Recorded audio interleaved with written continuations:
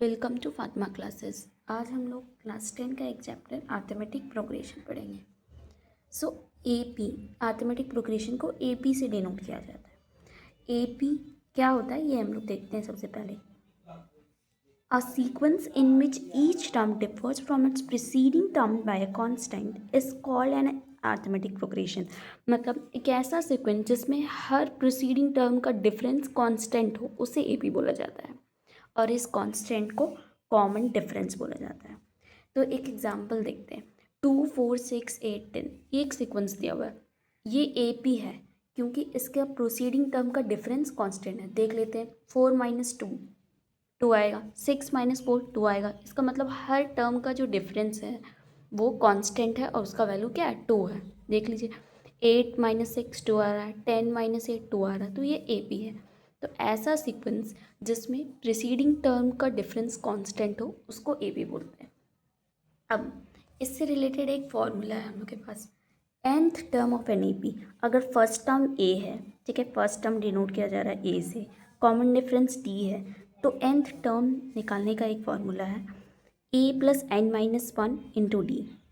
ठीक है, अब ये जो सीक्वेंस है, एग्जाम्पल जो हम लोग के पास गिवन है, इसमें ये फॉर्मूला पुट करके देखते हैं। अगर फर्स्ट टर्म, यहाँ पे फर्स्ट टर्म क्या है, 2 है, ठीक है।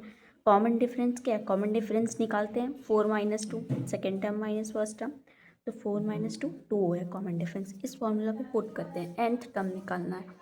तो n का वैल्यू मान लो 1 2 3 4 5, 5 टर्म तक गिवन है, तो हम लोग सिक्स्थ टर्म निकालना चाह रहे हैं। सिक्स टर्म निकालने के लिए क्या करेंगे, ए 2 प्लस 6 माइनस 1 इंटू डी। ठीक है, इस फॉर्मूला में पुट करने पे हमारे पास ये आ रहा है। इसको सॉल्व कर लेते हैं। 2 प्लस 5 इंटू 2, 2 प्लस 10। इसका मतलब जो सिक्स्थ टर्म आ रहा है इस सीक्वेंस का वो 12 है। ठीक है, सिक्स्थ टर्म, टी सिक्स मतलब सिक्स्थ टर्म 12 है। अब अभी इस सीक्वेंस में चेक करते हैं, सिक्स्थ टर्म 12 होगा, तो हम भी देख सकते हैं कि सिक्स टर्म 12 ही आएगा। 10 प्लस 2 करेंगे तो 12 ही आएगा। उसी तरह से हम कितना भी टर्म निकाल सकते हैं इस सीक्वेंस का। अगर हमें 16 टर्म निकालना है, 16 टर्म, तो हम सेम फार्मूला पुट करेंगे, a plus n minus one into d. A का वैल्यू 2 है, ठीक है, क्योंकि सीक्वेंस में फर्स्ट टर्म 2 है, ठीक है। 2 plus 16 minus one into 2, common difference 2 है। 2 plus 15 into 2, 2 plus 30 equal to 32, यानी 16th term of the given sequence is 32।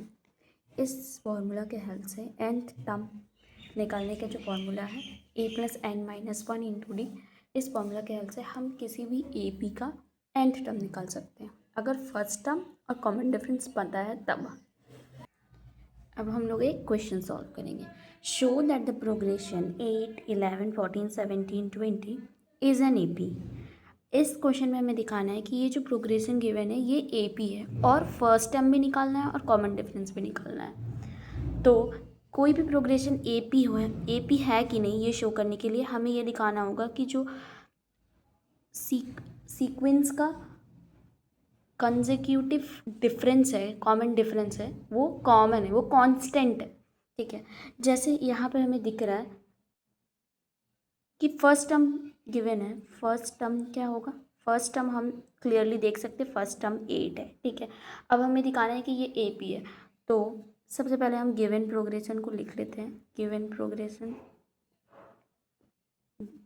8 11 14 17 20।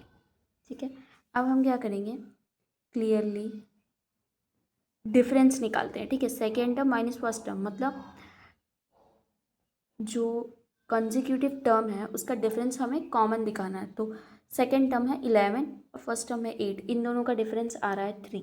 ठीक है, उसी तरह से अब हम निकालेंगे नेक्स्ट, ये लो 14 माइनस 11, 14 माइनस 11, तो ये भी 3 आ रहा है। ठीक है, मतलब जो कंसेक्यूटिव टर्म है उसका डिफरेंस हम निकाल रहे हैं। 17 माइनस 40, 14 वो भी 11 ही आएगा। ठीक है, 17 माइनस 14 3 आ रहा है। 20 माइनस 17 वो भी 3 आ रहा है। तो इससे हमें क्या दिख रहा है, 3 यहाँ पे कांस्टेंट आ रहा है। तो क्योंकि 3 कांस्टेंट है तो हम कह सकते हैं each term differs from its proceeding term from its preceding term by 3.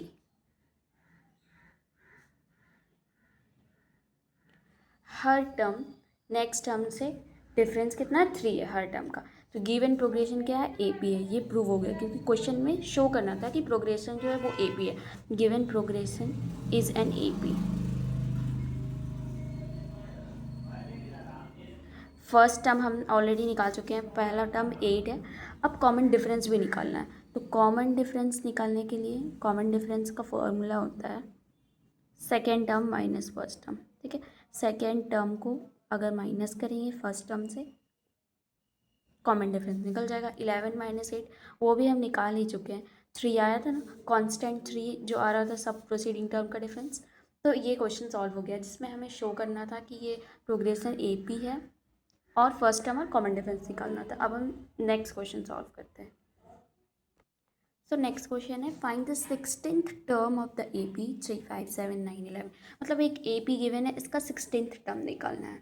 तो हम यहाँ पे इस्तेमाल करेंगे nth टर्म का फॉर्मूला जो अभी हम लोग पढ़े। nth टर्म का फॉर्मूला क्या होता है A + n-1 × D। तो इस सीक्वेंस में A का वैल्यू क्या है, फर्स्ट टर्म 3 है, फर्स्ट टर्म 3 है। ठीक है, कॉमन डिफरेंस निकालेंगे। कॉमन डिफरेंस निकालने के लिए हम second term minus first term करेंगे तो 5 - 3 करेंगे जो कि आएगा 2। कॉमन डिफरेंस 2 है।